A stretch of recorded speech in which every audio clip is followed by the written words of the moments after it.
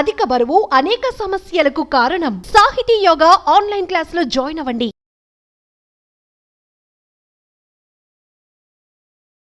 Hello viewers, welcome to Suman TV. So చిన్న పిల్లలకి జలుబు చేస్తేనే, జ్వరం వస్తేనే తట్టుకోలేం. అలాంటిది హార్ట్ అటాక్ అంటే, సో రీసెంట్గా వచ్చిన ఆర్టికల్లో ఒక చిన్నారి 6 సంవత్సరాల చిన్నారి హార్ట్ రిలేటెడ్ ఇష్యూతో హార్ట్ అటాక్తో చనిపోయిందని చెప్పేసిన ఆర్టికల్ చదివాం.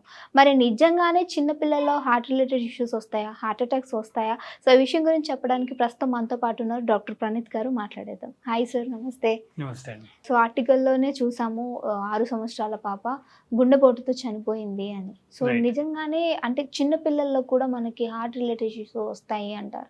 ఏజ్ లో అయినా కానీ హార్ట్ రిలేటెడ్ ప్రాబ్లమ్స్ అనేవి వచ్చేవి కామనే. అండ్ ఒక్కొక్క ఏజ్ లో ఒక్కొక్క type of heart related problems వస్తుంటాయి.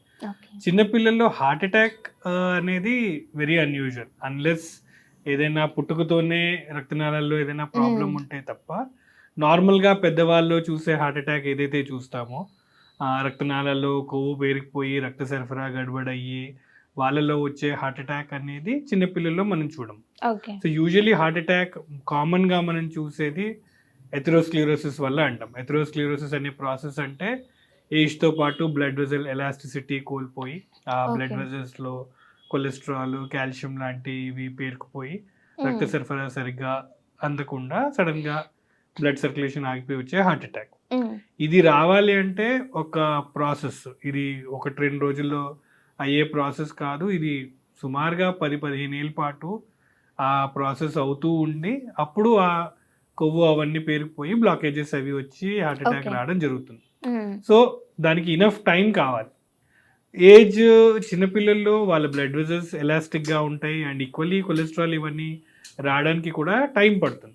సో 6 years ఏజ్ వాళ్ళలో హార్ట్ అటాక్ అనేది అట్లీస్ట్ ఈ కొలెస్ట్రాల్ ఈ ప్రాబ్లం వల్ల రాదు.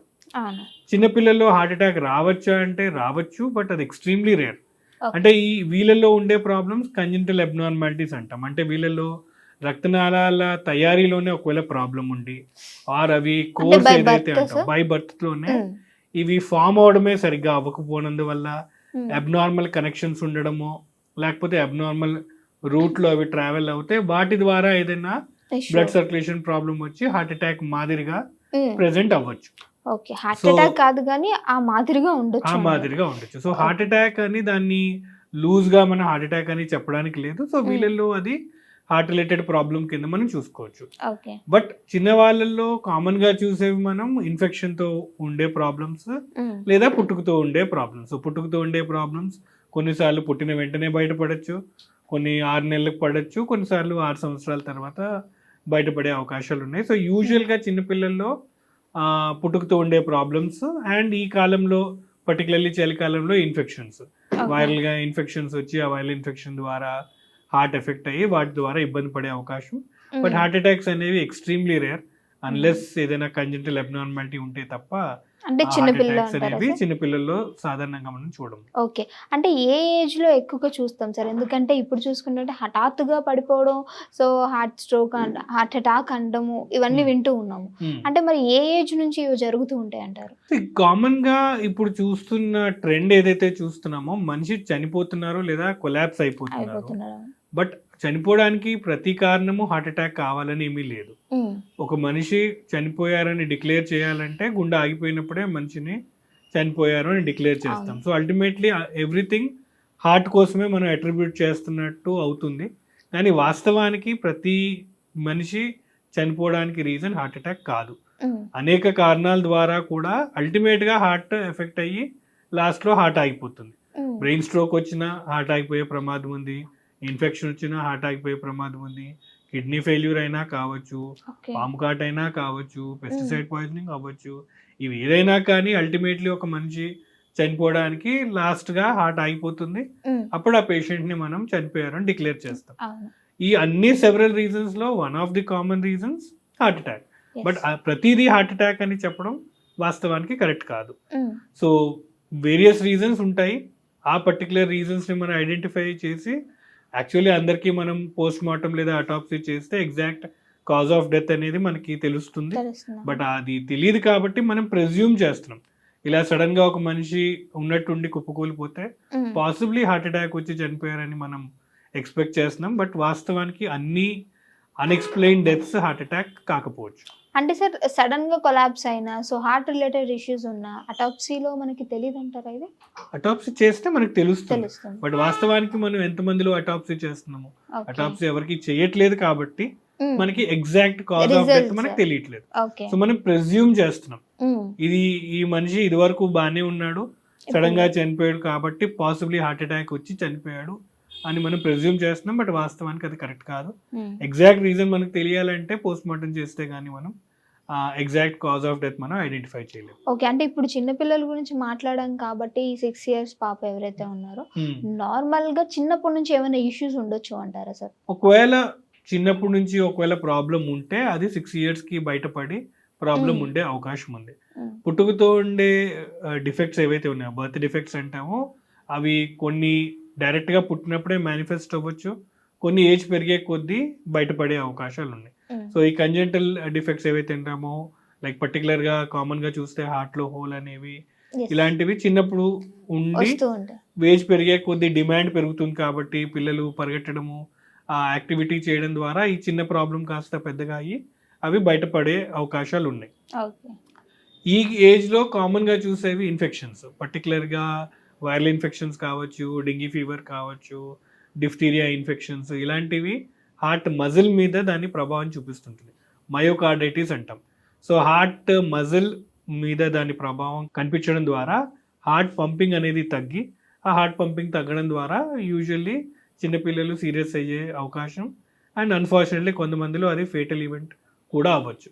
So most common reason 6 years లో ఈ వింటర్ సీజన్ లో వాళ్ళు సిక్ అవుతున్నారంటే ఐదర్ కంజెనిటల్ ప్రాబ్లం ఉండింది, అది ఇప్పుడు మేనిఫెస్ట్ అవుతుంది, లేదా వైరల్ ఫీవర్ కానీ లేదా డిఫ్టీరియా లాంటి ఇన్ఫెక్షన్స్ వల్ల ఇబ్బంది పడుతున్న ప్రాబ్లం ఉండొచ్చు. ఓకే సార్, మీరు మీ దగ్గర మీ హాస్పిటల్లో ఎక్కువ శాతం ఏ ఏజ్ లో హార్ట్ రిలేటెడ్ ఇష్యూస్ చూస్తూ ఉంటారు సార్ పేషెంట్స్ దగ్గర? కామన్ గా చూసేవి 40+ age group, adult age group లో 40+ దాటిన వాళ్ళల్లో ఈ హార్ట్ రిలేటెడ్ ఎలిమెంట్స్ చూస్తుంటాము. వాళ్ళలో అదర్ రిస్క్ ఫ్యాక్టర్స్ ఏమైనా ఉంటాయి, పర్టికులర్లీ స్మోకింగ్ కానీ, అన్కంట్రోల్డ్ హైపర్ టెన్షన్ లేదా అన్కంట్రోల్డ్ డయాబెటీస్ ఉన్న వాళ్ళలో కొంచెం ఎర్లీ ఏజ్లో చూసుకునే అవకాశం ఉంటుంది. But common age group 40+ years లోనే హార్ట్ రిలేటెడ్ ఇష్యూస్ ఉండే అవకాశం ఉంటుంది. సో ఎవరిలో అయినా కానీ ఖచ్చితంగా కేర్ అనేది డెఫినెట్ గా ఇంపార్టెంట్ అంటారు కదా సార్. సో అండ్ అలానే ఇంకొకటి జీన్స్, జన్యు పరంగా కూడా హార్ట్ రిలేటెడ్ ఇష్యూస్ వస్తాయి అంటారా? సో జెనెటిక్ ప్రాబ్లం వల్ల కూడా హార్ట్ రిలేటెడ్ ప్రాబ్లమ్స్ ఉండే అవకాశం ఉంది. వీటిలో again heart related problems different గా కూడా డిఫరెంట్ హార్ట్ ఇష్యూస్ ఉండే అవకాశం ఉంది. ఒకటి కామన్ గా మనము భయపడేది లేదా కామన్ గా మనం చూసేది హార్ట్ అటాక్స్. హార్ట్ అటాక్స్ అనేవి బ్లడ్ సర్క్యులేషన్ కి related problem. So blood vessels లో కొలెస్ట్రాల్ అవి ఫామ్ అయిపోయి వాళ్ళకి హార్ట్ అటాక్స్ ఎర్లీ ఏజ్ లో రావడానికి రీజన్. వీటిల్లో most common reason cholesterol abnormalities. ఫ్యామిలీలో కొంతమందిలో కొలెస్ట్రాల్ అబ్నార్మాలిటీస్ ఉంటే ఆ కొలెస్ట్రాల్ లెవెల్స్ అవసరానికి మించి ఎక్కువగా ఉన్నప్పుడు ఆ కొలెస్ట్రాల్ అనేవి బ్లడ్ వెజల్స్ లో పేరుకుపోయి ఎర్లీ ఏజ్ లోనే హార్ట్ అటాక్ వచ్చే అవకాశం ఉంటుంది. ఫ్యామిలీలో ఒక వ్యక్తికి హార్ట్ అటాక్ ఎర్లీగా ఉంటే, ఎర్లీ అంటే మగవాళ్ళు <40 years of age, ఆడవాళ్ళు <50 years of age. ఎవరికైనా ఫ్యామిలీ మెంబర్స్లో 40 years male members, 50 years female మెంబర్స్కి హార్ట్ అటాక్ కానీ, స్ట్రోక్ కానీ, పెరాలసిస్ అటాక్ లేదా అన్ఎక్స్ప్లెయిన్డ్ సడన్ డెత్ ఉంటే వీళ్ళల్లో ఈ family history strong family history కింద కన్సిడర్ చేస్తాము. వాళ్ళ ఫ్యామిలీ మెంబర్స్ని స్క్రీన్ చేసి వాళ్ళు జాగ్రత్త పడాలి. అదర్ జెనెటిక్ ఇష్యూస్లో చూస్తే ఈ కార్డియోమయోపతీస్ అంటాం, పర్టికులర్లీ హైపర్ట్రోఫిక్ కార్డియోమయోపతి అంటాం. హైపర్ట్రోఫిక్ కార్డియోమయోపతి అంటే గుండె మజిల్ అనేది అవసరానికి మించి థికెన్ అయిపోతుంది, లావ్ అయిపోతుంది. సో హైపర్ట్రోఫీ అంటే మజిల్ థిక్ అయిపోతుంది. ఈ మజిల్ థిక్ అయిపోయిన వాళ్ళ ప్రాబ్లమ్ని హైపర్ట్రోఫిక్ కార్డియోమయోపతి. వీళ్ళల్లో హార్ట్ రిథమ్ అబ్నార్మాలిటీస్ వచ్చి వీళ్ళు సడన్గా చనిపోయే అవకాశం ఉంది. సో పర్టికులర్గా ఏవైతే స్పోర్ట్స్ పర్సన్స్ మనం చూస్తామో, బాస్కెట్బాల్ ఆడుతూ లేదా ఏదైనా కాంటాక్ట్ స్పోర్ట్స్ ఆడుతూ సడన్గా కుప్పి వీళ్ళల్లో కామన్గా మనం ఈ హైపర్ట్రోఫిక్ కార్డియోమయోపతి ఉండేది కామన్గా చూస్తుంటాం.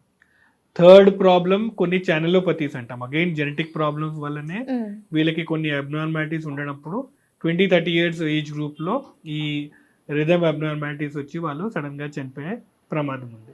సో ఒకవేళ ఎవరైనా ఫ్యామిలీలో less than 40 years age and 50 years of age విమెన్లో ఒకవేళ సడన్ అన్ఎక్స్ప్లెయిన్ డెత్ ఉంటే వాళ్ళు ఈ ఫ్యామిలీ ఇష్యూస్ ఏమైనా ఉన్నాయా జెనెటిక్ టెస్టింగ్ లాంటివి చేసుకుని అందర్ మెంబర్ ఇలా ఎఫెక్ట్ అవ్వకుండా మనం జాగ్రత్త పడే అవకాశం ఉంది. ఇంకొక లైఫ్ మనం లూజ్ అవ్వకుండా మనం జాగ్రత్తలు తీసుకునే అవకాశం ఉంది. సో జెనెటిక్ రీజన్స్ డెఫినెట్లీ ఒక రోల్ ప్లే చేస్తుంది, బట్ అందరికీ మనం జెనెటిక్ స్క్రీనింగ్ చేయలేము. సో ఎలా చూస్తామంటే స్ట్రాంగ్ ఫ్యామిలీ హిస్టరీ ఉంది, premature coronary artery disease are premature death ఉంటే వాళ్ళకి ఈ స్క్రీనింగ్ చేయడం ద్వారా మనం ముందుగానే కనిపెట్టే అవకాశం ఉంది. ఓకే సార్, చాలా చక్కటి ఇన్ఫర్మేషన్ ఇచ్చారు. Thank you.